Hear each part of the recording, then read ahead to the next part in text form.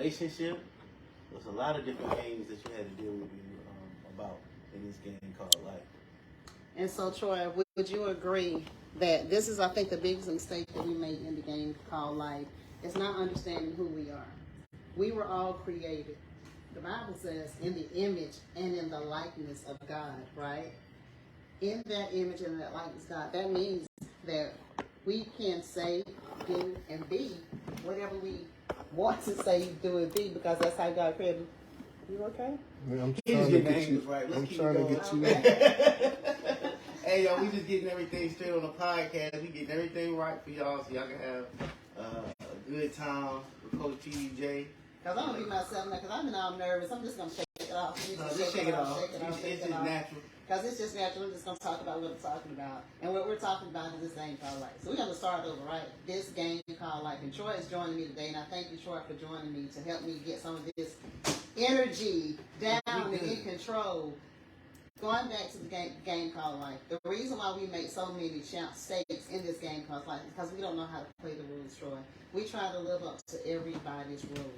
I have a phrase that I adopted from Wayne Dyer, and it is to be open to everything and attached to nothing. And the problem in the game called life is that people don't believe in being open. Tony and I was talking, my husband and I was talking about most of the time when people hear something, we automatically shut it down. As I was going through my journey, starting my journey in 2014, I began to ask questions. Why do I do what I do? Then I asked myself, do I even like doing what I do? I don't think a lot of people ask themselves. They just keep doing it. And a lot of times we keep doing it, we're what? Miserable. And feeling stuck.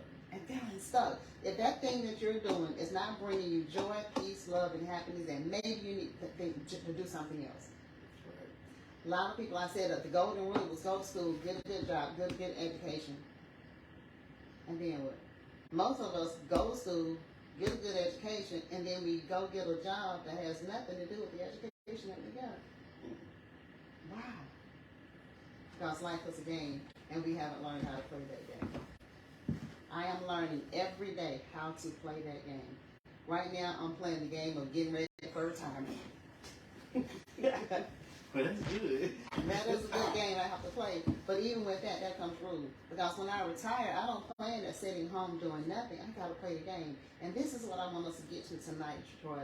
Finding out what is that thing that's in you. What is that thing that God created you to do that can't no one else in this life do? It's something that's specific for you and only you, and you're the only person that can do it. Because you was purposed and designed to do it. But you know what the challenge is? What's the challenge? We bought into somebody else's dream. Somebody else told you, Troy, you were supposed to do this. Somebody else told you, audience, that you were supposed to be that. And we lose ourselves trying to be who someone else created us to be. That's not what God has said to us. That's what our purpose is. And then we end up being miserable. Why do you think that happens like that? I believe it happens because we're not. Sometimes we say that we're open, but I think because we're programmed, and as we go through the cycle, growing through our parents and then seeing what they did and what they tell us to do, we subconsciously take on that and not never being open to really question. And there's some people that do question. I want people that question everything, but it's some people that don't question. They just go with the flow. Like this what my parents did, so that's what I'm doing. They told me this, they told me that. That's what you hear, but you don't really hear what your spirit tells you. You don't really connect with God to find out, get the relationship to understand how you need to move. So Troy, as we've been going through some coaching sessions, one of the things that you're always saying that you love doing the work. Mm-hmm. Because in doing the work, you have to start asking yourself the question. You have to ask yourself, why am I doing this thing? As a matter of fact, we tend to blame all of our situations on everybody else. But in this game called life, do you understand, Troy, that you have the power, that you have the keys, that you can create any outcome that you want for your life? Yep. And how do you think we do that? Well, for me, I look in the mirror and look at myself and ask myself questions and the whys to figure out where I'm going, why am I doing the things that I'm doing, and I just take time to renew my mind and think about where I want to be and what I want to accomplish. That's for me. That's what I do to get to me to get the inner me to understand what is going on. Because first you got to look at yourself instead of looking at everybody around you, and look at what you can do better. What can you achieve better? What can you think differently? Instead of always blaming the other person, because it's easy to blame everything around you or the situation or the circumstances. Well, I think you got to look at yourself first, and then when you look at yourself, you'll better open up to see where your solution is going to come from. Michael Jackson said it best, right? Start with the man in the mirror. Start with the woman in the mirror. Start with the person in the mirror. And then start asking yourself open and honest questions. And the worst thing you can do is to be untrue to yourself. That's scary. You don't want to lie to yourself. And people do it all the time. Why? Because we have a vision of what people have set a vision of what we think we should be in this thing called life. I'm telling you, in 2014, my life turned completely around. I literally, Troy, I went to church that Sunday morning. I woke up that morning and I felt this presence. It felt like pure love. It was nothing, it cannot even really be described by words. But there was a presence, and I felt I mattered. I felt special. I felt like I could accomplish anything I wanted to accomplish. This present, this feeling, it carried me to church. It rolled with me to church. It walked me to the door, but then it didn't go in. And I felt really, really crazy. I mean, because it was, I just knew on the way to church, man, whatever this is, church is going to be good. That's what I was thinking. But the present did not go on the other side of that door with me, and it messed me up. Well, when I got on the other side of that door, I was standing there. There were some people standing there. And the conversation that they was having, they probably shouldn't have been having it in church, right? The Bible says that God can't dwell in an unclean place, so maybe that's why this present that I felt was God stayed on the outside of that door. But then I went to the pulpit, and the praise team was getting ready to sing, and they was having a conversation that they probably should not have been having, getting ready to go and usher the choir into the congregation into the presence of God. But they were. And so now I'm seeing these things, and Troy, something happened to my eyes. I just felt like I was seeing people. I saw the person, but I saw what was behind the mask. Because you know we all put on masks, right? Because we want to be everything that we think everybody else wants us to be. And we're never true to ourselves. So we walk around, we're putting on this mask. The outside of the cup is sharp, it's clean, but on the inside it's just tore up from the board, right? And we go through life like this. And this is what was happening to me in 2014. And that's when I started learning life is but a game. And we all playing games. We all living a lie. We're doing stuff, we're going through the motions, we're saying stuff that we don't even believe. I'm just crazy enough to say that if God said it, that settles it. And I really do believe it. But then I started seeing the rest of the world ain't doing like that. When something happened, I remember driving up to the gas station when the gas prices was going up. People coming from church complaining about the price of gas. People come from the club and that gas, and they felt like it ain't nothing. I'm like, life is but a game, and we just playing a game. We're not being true to ourselves. I appreciated the persons coming from the club. They were living their life, they was happy, and they were being it. But then over here on the side where I grew up, the side where I was supposed to be, we were saying one thing, Troy, but we were living something else. That's what started making me, when I asked some of those questions, well, how is that working for you? You know, because we're doing things and it's not even working for us. So what is that all about? And so when I said to Troy, go out there and do the work. And Troy is pushing me out here to do this podcast. I just want y'all to know that. And so when Troy said to come up here and do, when I said tell Troy to go do the work, I mean, he's passionate about it. When I said to my husband, who is here, but he's not on camera, when I said to him, do the work, and they do the work, you can see a change. You experience something. And Tony and I have learned how to do this work, and the power of life and death is really in our tongue. And we were just saying today, whenever we come on one accord and we say we're going to accomplish something, nothing can stop us from doing that. Wow. Because like this game, you just got to learn how to play it. And the number one thing we've got to learn how to play is the law of sowing and reaping. Can you touch on that? Absolutely. I'm glad you asked me that. In this game, like I was sowing and reaping, whatever you put out in the atmosphere, whatever you put out in the earth, that's what's going to come back to you. If you put out love, you're going to get love back. If you put out joy, you're going to get joy back. If you put out confusion, you're going to get confusion back. That's a universal law. Whatever you put out, you're going to get back. So let me ask you a question. Because me and you had a conversation. Okay. I'm very transparent. Absolutely. So I put out a lot of love, but sometimes I don't get no love back. So hearing what you saying to me, and I even asked you, like, I gotta look at what's going on because I'm trying to figure out why I'm attracting these crazy people, and I'm putting out love, and I'm putting out like all this other stuff, like friends and God showing me different things that's going on with my people, and I don't judge or discern. But then I start, I discern what's going on, but I don't judge them, right? But then I realized, like, I hit a point where I was always the person that was like helping everybody, and then I pulled back from being a fixer because being a fixer that really wasn't empowering people the right way. I was empowering them, but they started seeing me like I was their God, or I was supposed to be the person that always helped. So when I didn't help or didn't fix it, they put me on. They had me on a pedestal, but then they started talking to me different. Mm-hmm. But I still put out the same love and energy, but all I was getting a lot of toxicity back from them. So, but see, that's what I was going to say. You don't get to choose how it's going to come back. Okay. You don't get to choose who it's going to come back through. Okay.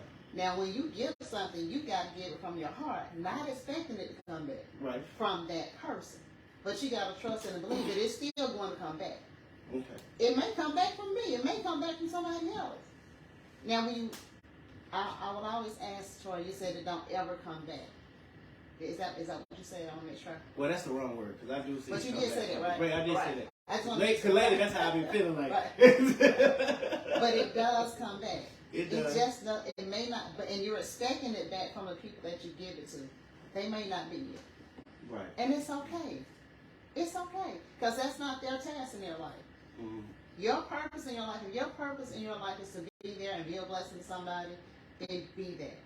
Don't let people stop you from being who you authentically are. Right. Right? Mm-hmm. Now, you talk about discernment. Listen to your discernment.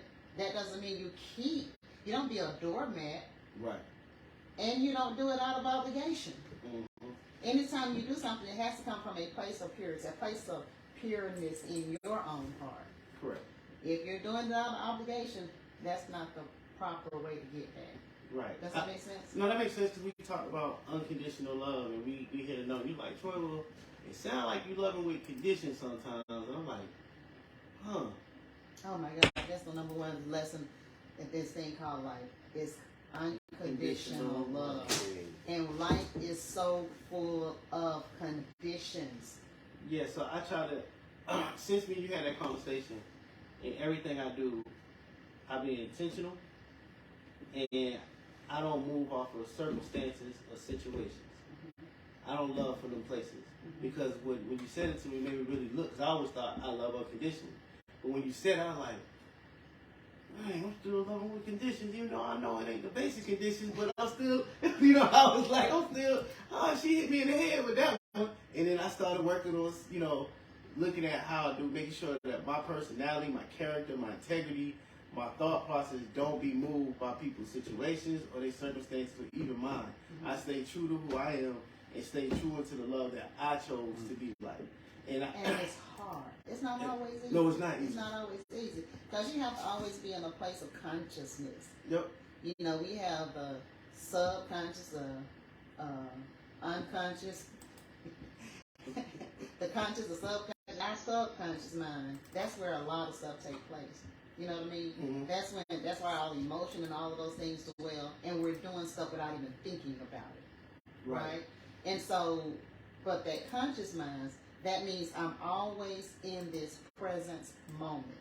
Mm-hmm. In this game called life, you cannot win in this game called life with a subconscious mind.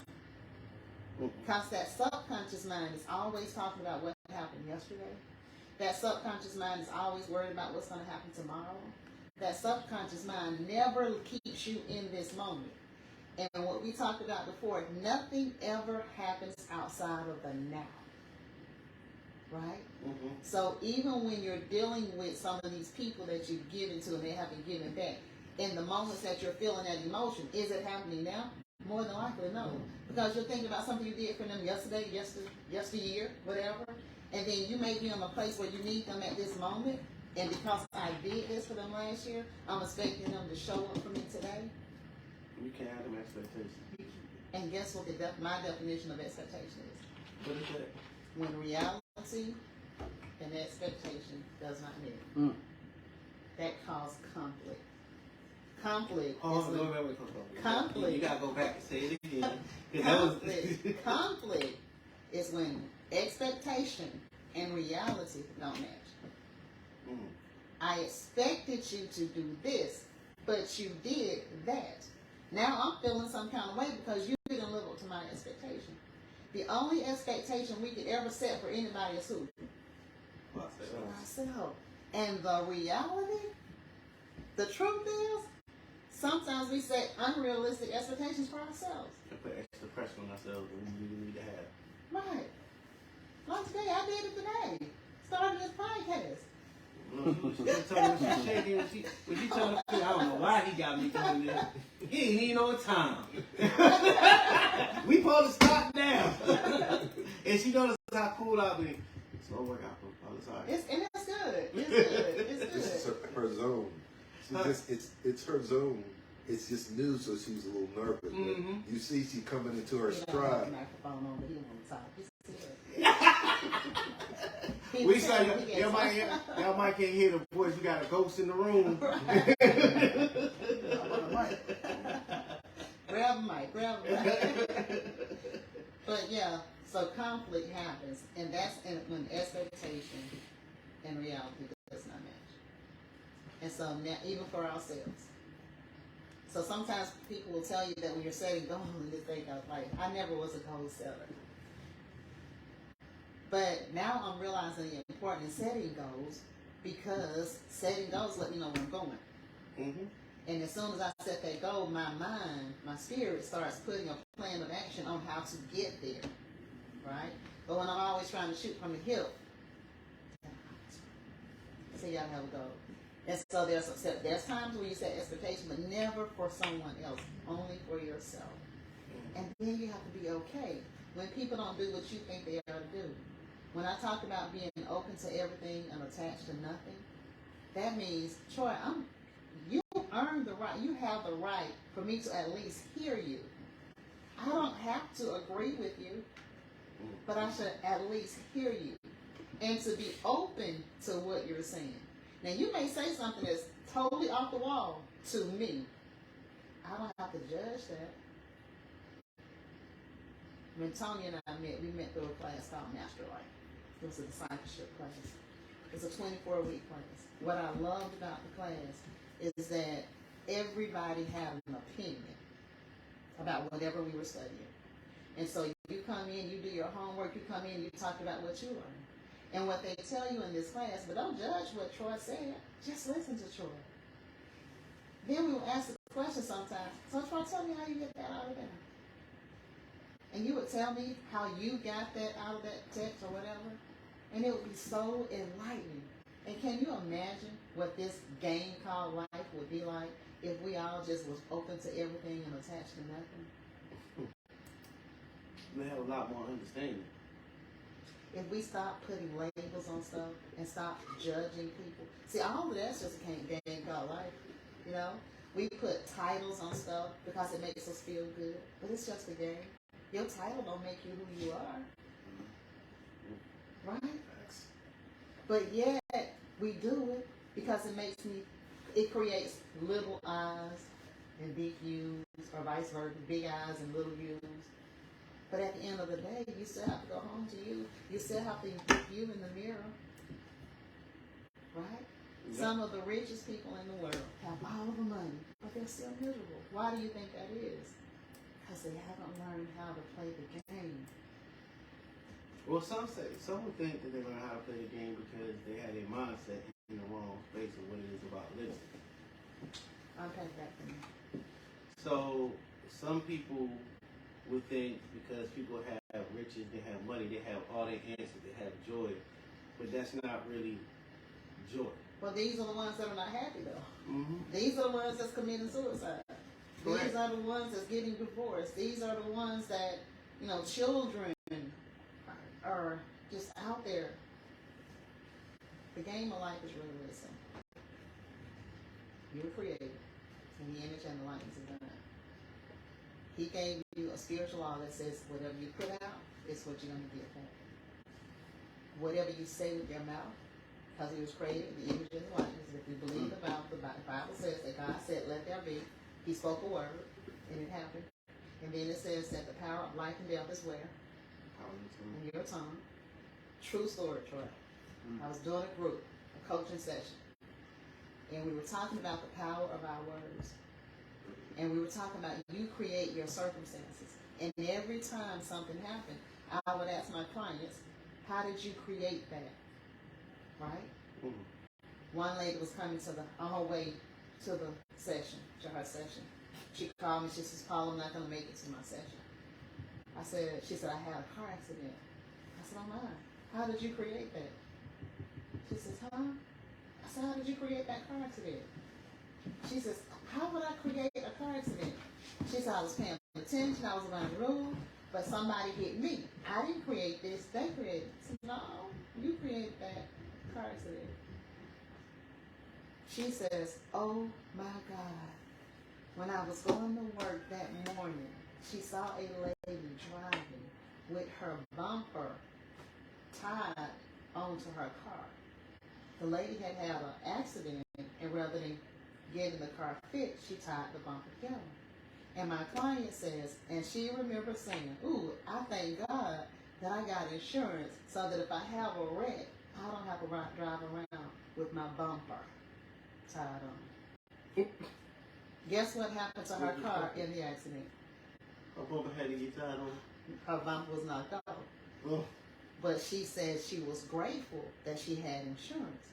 So she created an opportunity to use that what she was grateful for.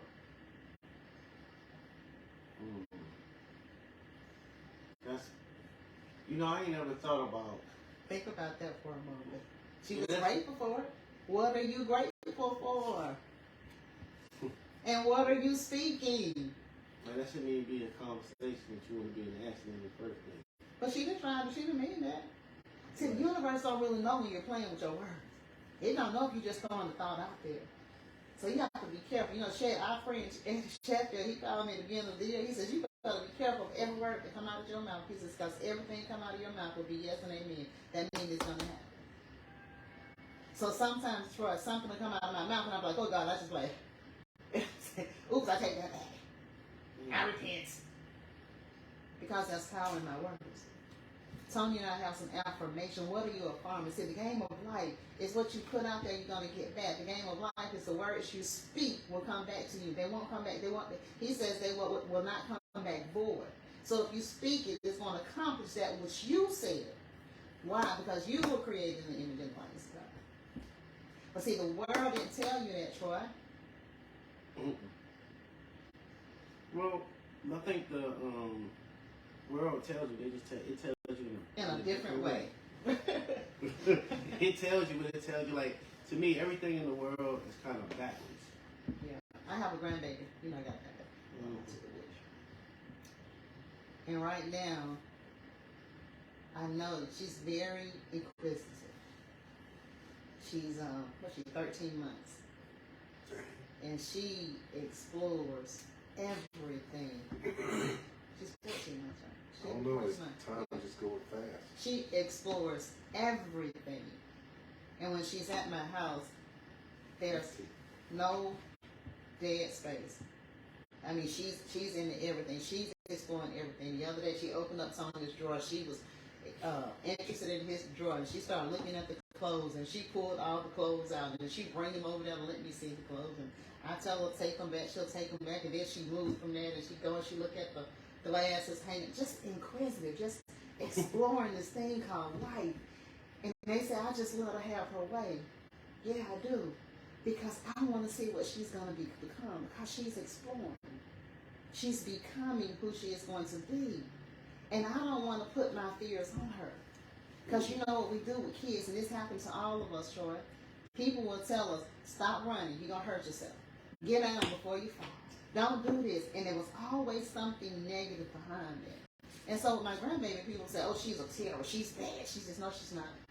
She's one. She's a baby. She's doing what babies do, figuring out this thing called life. Learning how to play the game of life even now. And the unfortunate thing is that we are trying to place our rules on her. Now, of course, you protect her. You don't let her do anything that's going to hurt her. But just because she's exploring don't make her bad. It makes her curious. So, I have a question for Paula. If, let's say you have wisdom and like, when you, let's do it, let's flip it a little bit. She's out there, she's experiencing, she's stuff, but the stove is on. She about to go touch that stove. Well, like I said, you don't let her hurt herself. Mm-hmm. So, you know, of course you're not going to just go let her watch her and then go pull the hot water. No, you don't do that. You'll tell her, stop, don't do that, and you tell her why. But that still don't make her bad. Mm-mm. But the reason why I asked you that, because I think some people that would have listened to what you're saying, they would misconstrue just like in the text, or if it's not fully clear to them or out there, people read into things and they hear it wrong. Because people listen wrong with their thought process sometimes. And guess what? And that's why I was opening it up so you can say it. Right, because I said you don't let her hurt herself. You know, I said that. But even if you still don't have to label her bad. That's the point I'm trying to make. Right. The point I'm making is she's a child. She's a baby. You let babies be babies. You protect them, and you don't put your fears and your rules over on your child. And Right. that's what we do. That's what has happened to all of us. And I really had to get to the point that I have to ask myself, I don't want to do that. That don't work for me. We've been doing this all of our life. Mama did it, grandmama did it, great grandmama did it, but I don't want to do it. They didn't even know the whys they did. And they don't either. In time, and the thing is that I think people realize it's a reasoning and a why in a certain time and space. Like this time and that might reason and that why might not fit in that time and space because this is different. Mm-hmm. And then a lot of times we try to put things that we've seen that other people did in this same time and space and it don't fit. I'm glad you said that. Because Because I was looking at the game called Life, literally the game called Life. Mm-hmm. And did you know that game first came out in 1860? For real? Yeah. The first Mega Man game was in 1860. And then somebody remade it in 1970. And then in 1970 they had a rule. In 1991 they had a rule. And the most recent replays of the rules of that game was in 2000. That kind of blew my mind. But it's so much like the game, this game called Life. The rules changed. Mm-hmm. But to your point, this is not 1960, right? The rules in 1960 don't line up for the rules in 2023. The thought process is the same. The things, the way we were raised, it's not working for this generation.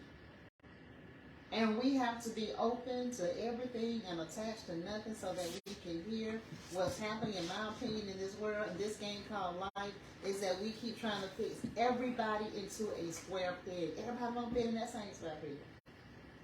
And if we're not willing to be open to everybody in this game called life and just learn, Troy, what floats your boat?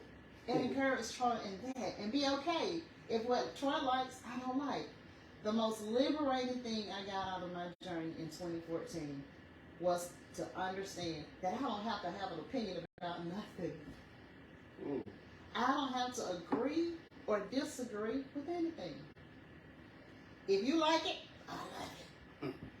You'll hear me a lot, Troy, say, what's your definition of that? You said a few minutes ago that you give love, but you don't always get love back. Right? Mm-hmm. Well, what's your definition of love? You asking me? Uh-huh. Oh. My definition of love is, and it's gonna be long. My definition of love is respect, trust, openness,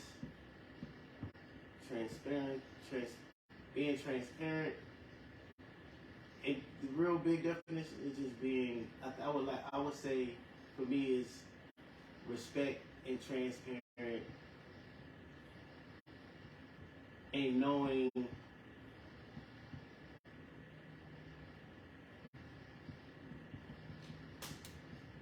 Trying to get the right word. Now let me tell you something. Even with the definition that you gave right now, let me tell you why it can be challenging to experience it. Because respect, your definition of respect may not be my definition of respect. Transparency, your definition of transparency may not be my definition of transparency. So when you say that, my definition of love is respect, then you have to dig a little bit deeper so that you can know when it shows up. Mm-hmm. So if you're telling me, Paula, in order for me to love you, you have to respect me, then you have to help me understand what respect looks like for you. Mm-hmm. And so like for me, just using respect, opening my door, gibbering. Mm-hmm. Talking to me like I'm a human being, not yelling at me. Now, this is the thing. Even that, you have to dig deeper. For example, my dad talked real hard. Mm-hmm. Sound like he yelling. And I said, Dad, you don't have to yell. And Dad said, I'm not yelling. That's his passion. My interpretation of that was he was yelling. But his interpretation was not. But Dad, when I feel like when you do this, it feels like you're yelling to me. So you have to always be willing to teach people how to understand you and vice versa. Right. We have to seek to understand before we're understood. Mm-hmm. So one thing for certain, I was born February 1st. The year does not matter. 21. Right. Laughing, y'all. Go ahead. But on that day, I was not the only person born on February 1st of that year, right? Right. There were people born on that same day, at that same time, in different spectrums of the world.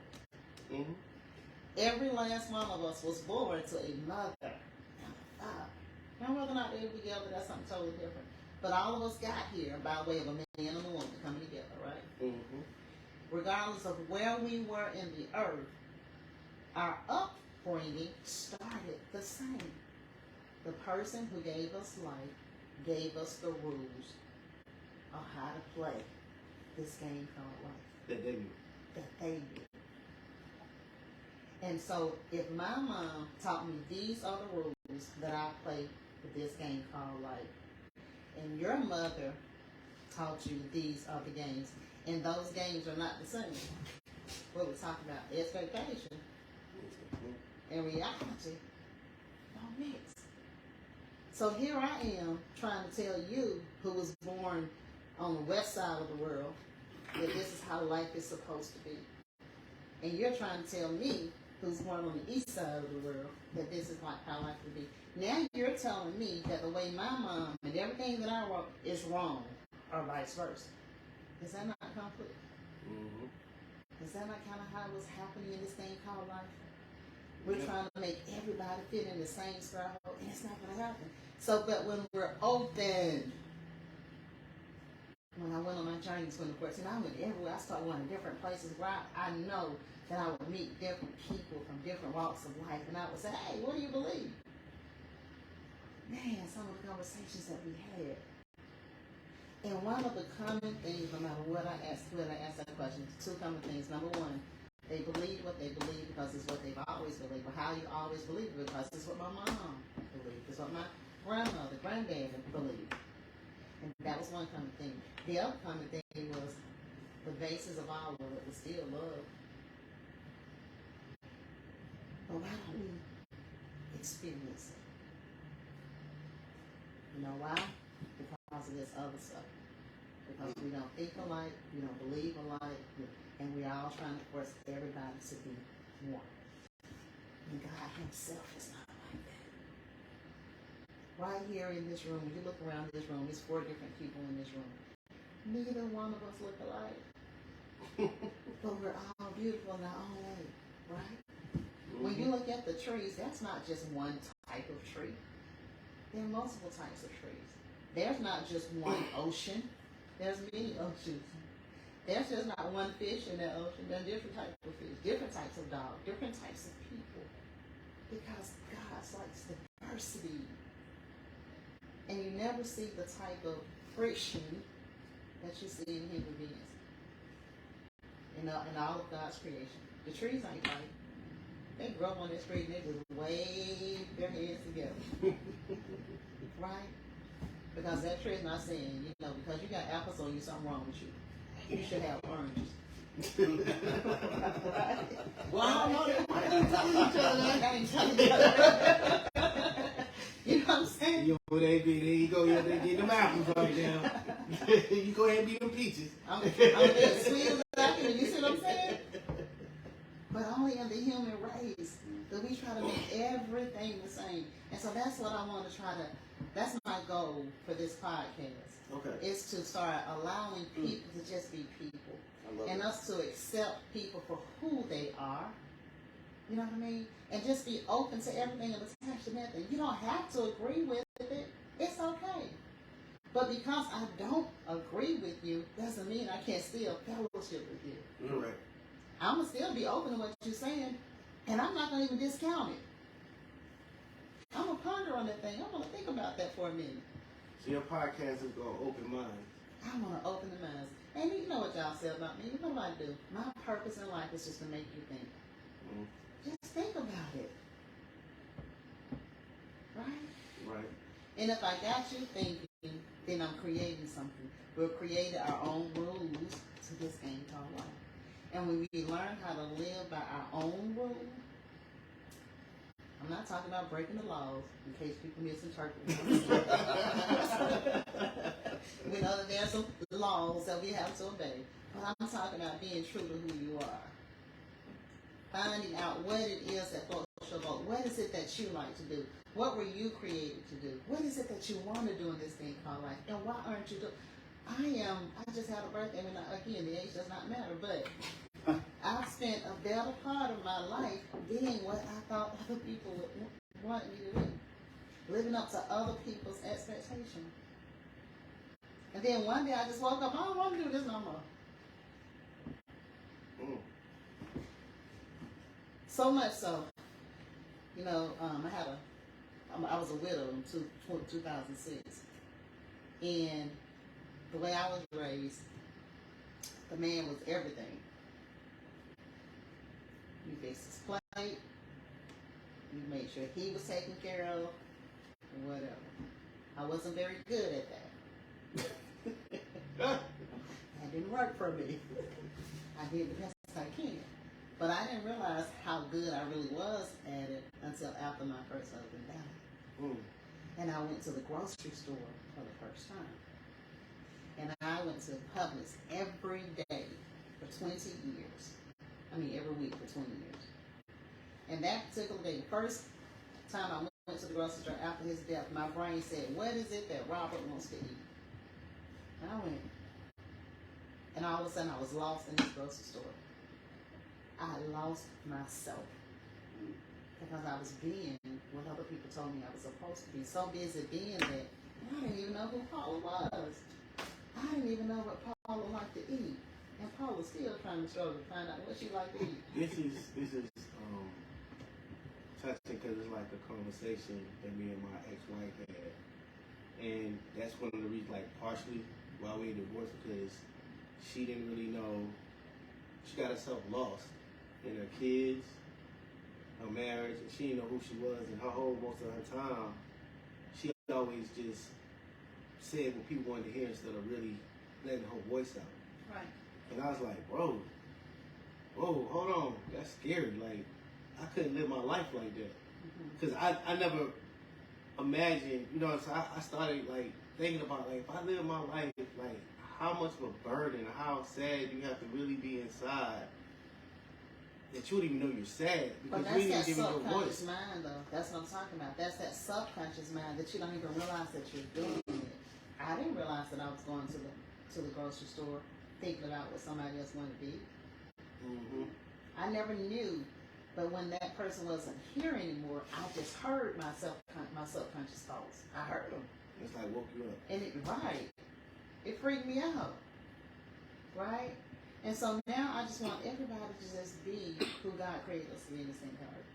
And like I said before, Troy, there is something that God has created each one of us to do, and we're the only person who can do it. Mm-hmm. But we've allowed other people to get us out of our head and tell us to live by their word. It's a book, and I'm going to share this. Let me see how much more time we got. Enough time for me to share this. There's a book called The Four Agreements. Mm-hmm. Have you read it yet? Yeah. I know I'm so true.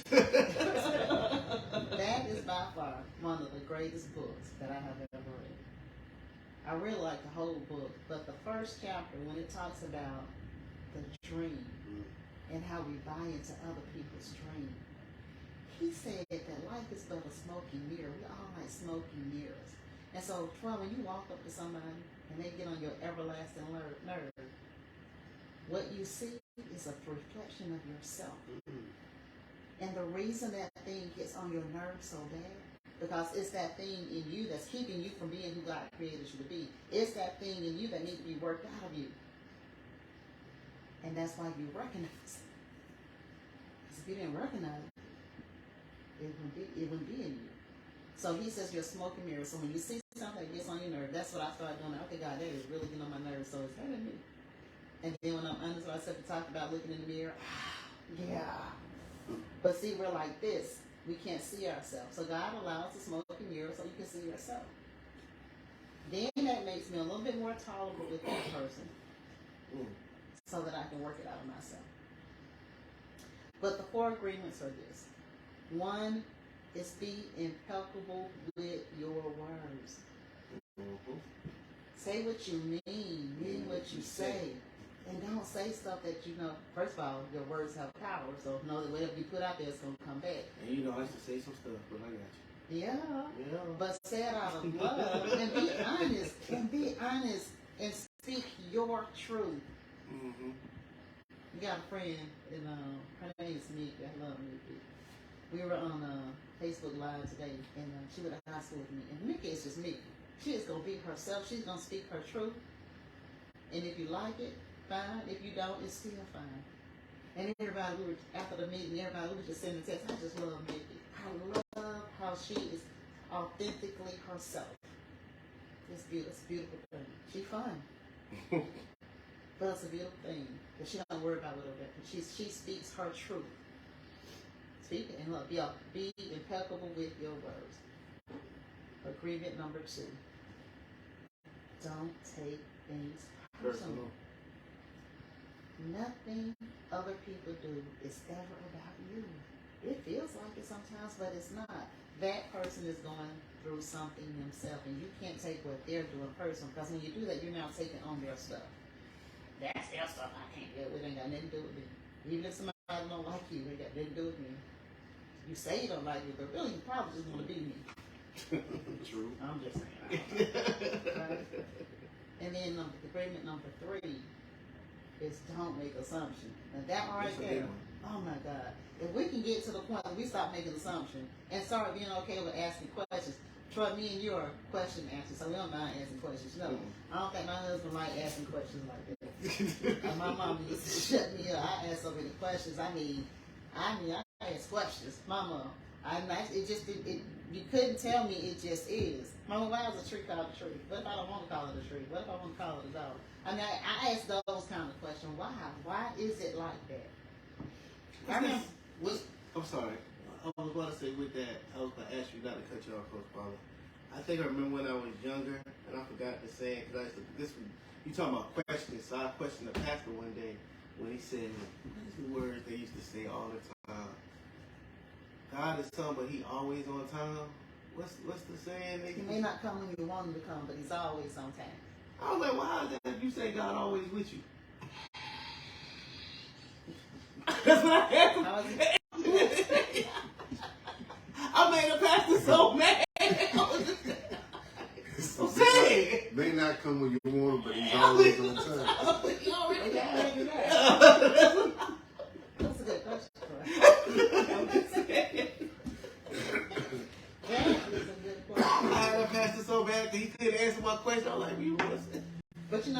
because we're creatures of habit, and we just pass stuff on. And people like, you just don't think about it. And then you have people come along like me that questions everything. And I got in a lot of trouble as a child for asking questions, but I just needed to understand. And I'm still like that. I just want to understand. And that's what I love about being a coach, because all I do is ask questions. I get to ask all the questions that I want to ask, and it's okay. You don't have to answer, or you do, or you don't. So as we move forward in this game called life, we're going to start digging deep. We're going to bring some different people on to just talk about different games, different things in life, how they overcame some of the things that they've done in life, and just to help everybody, just start thinking, people. Just start thinking about what we're thinking about, and asking ourselves, why am I wired this way? 99.9% of the time, it's going to be something that's deep rooted in our past, in our childhood, that we just need to break free. This is our year to break free from all of those things that's held us bound. We're going to learn how to play this game called life. And the beauty about it is we're going to create our own rules for our own life. I think with you saying that, what are some of the words of wisdom before you leave and as you're doing the show, and how you bring it? And I just want to say, everybody that's out there, Coach Paula is my coach, but also with Coach Samuel. But they really showed me how to do the work. So a lot of change and growth in me, I give a lot of dedication, the way God used them to change my life. And I went through a lot. And a lot of growth, and it took a lot of work and a lot of understanding, but I was willing to do the work, ask a bunch of questions, and even challenge their thought processes at times as well. But what were some of the words of wisdom that you would leave for people before you close out, Coach Paula, that they could take with them right now, that they could start beginning to do the work? Okay? It's to be open, to be honest with yourself. To think about what you're thinking about. To think about this game called life. And what has it done for you? What's working well for you in this thing called life? And what's that one thing that you want to change? Write it down on a piece of paper. Get a circle. Write it down. And see what stands out to you. Decide. I don't want to play this game no more. This game is not working for me. For me, the game I decided not to play no more is thinking that I was going to get fit without going to the gym. I don't want to play that game no more. So I got a trainer now, right? They got an accountability part. Right, because I had another birthday. I told her to just have another birthday, and every time I have another birthday, something hurts. So I stopped playing that excuse game. I don't want to play that game anymore. So decide for yourself. What is the game? And I would love to hear from you. I'd love to hear some topics that you would want for me to discuss about this game called life, and how we are all going to move forward. We're going to become winners. We're going to be victorious. Everything our hands touch is going to prosper. I believe, Troy, that there's something great in everybody, and my passion, my purpose in life is to help you find it. So together, we will get there. Anything else? Nope. We're going to be accountable. We are going to be held accountable. So this is This Game Called Life with Coach PBJ. Coach PBJ, Peanut Butter and Jelly. That's how you're going to remember. But it's actually Paula Burks Jackson. And I'm just happy to be here. So thank you again, Troy, for believing in me and for pushing me into my purpose. And in the words of Shantae, each episode will get better. This is my first. So...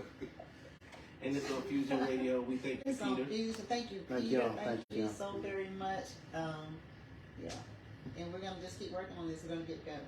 So, This Game Called Life with Paula Burks Jackson. I'm here with my friend, my coachee, Troy Gunn.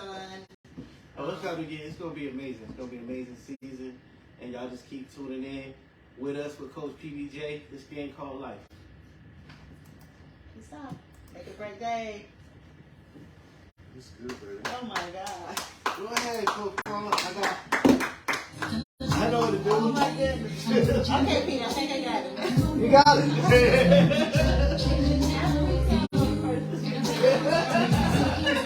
it. Good job. So, my mom just texted me when you were on, right? Yeah. She's like, thank you for having an adult in your Really? I said, thank you for having an adult in your studio.